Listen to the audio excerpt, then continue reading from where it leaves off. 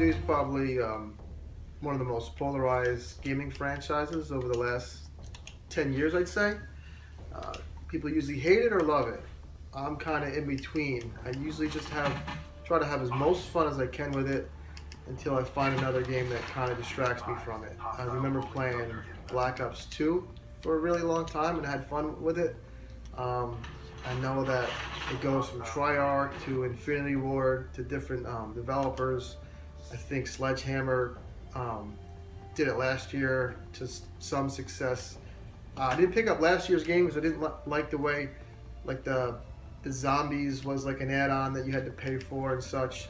I like when everything is together with the game, and I know this year's game does have a season pass and all that, but what you're getting for your initial $60, in my opinion, is worthy of a purchase. I mean, you're gonna get a campaign that's decent enough. It's kind of like Terminator meets Edge of Tomorrow meets Titanfall meets something else.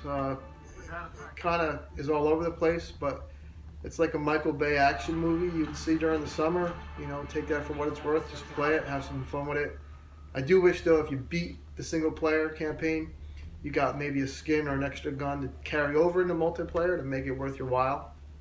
You know, besides a trophy or an achievement. But I'm glad that it's there. I remember Titanfall and Evolve, I couldn't get into as much because they didn't have a single player, so I didn't know much about the lore I was getting into in the multiplayer. Also, the campaign kind of introduces some of the newer gameplay elements, like you can hover, double jump, you're kind of like a biomechanical human / marine guy, RoboCop thing. And it's kind of cool at first, and it's different. I don't know where else they could take the series. You also have the zombie mode is back, and it's set in like the 20s. Didn't play that much of it. It does seem interesting.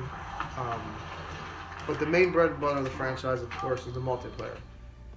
And it feels tight. It feels like they tightened up a few things. It's just as fast and fluid as it's ever been, and that's what really Call of Duty is good at. And they're not going to stray from that.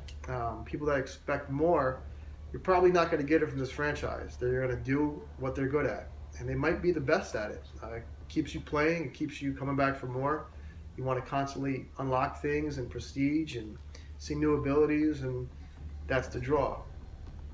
Now, we'll say that I don't know where they're going as far as the design choices. It's kind of like Green Arrow meets Assassin's Creed combined with Titanfall. It's kind of weird.